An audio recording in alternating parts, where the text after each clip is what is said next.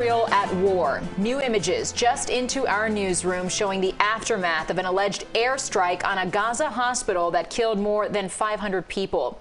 The Hamas-run health ministry says it was an Israeli airstrike, but Israeli officials have denied involvement, saying the blast was caused by a misfired Palestinian rocket. As the people who remain in Gaza await a potential ground invasion, the UN World Food Program is standing by at the only entry point to Gaza not controlled by Israel to provide much-needed help.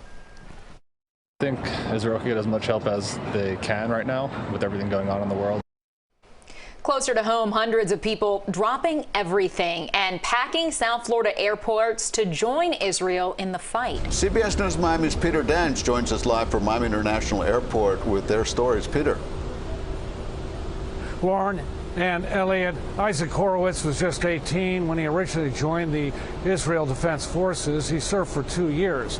Now he is on his way back to Israel after he says he received permission to rejoin his old unit. I think Israel can get as much help as they can right now with everything going on in the world. 31-year-old Isaac Horowitz of Brooklyn, New York, is on a mission to Tel Aviv. He says he volunteered to rejoin the Israel Defense Forces.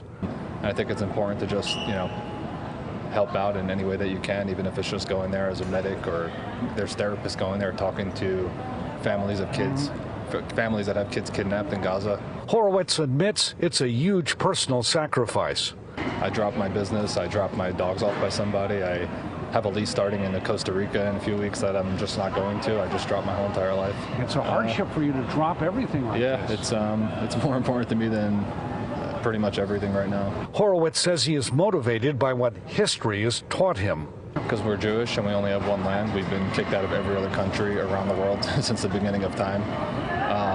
And there's just a feeling you have when you see like your brothers and sisters getting rockets thrown at them daily, babies murdered, elderly people kidnapped without their medicine. Also returning to Tel Aviv after cutting short his family vacation, Asaf Al-Ghari, an Israeli soldier. Concerned about the situation, about the country, and about my family back in Israel. What worries you the most?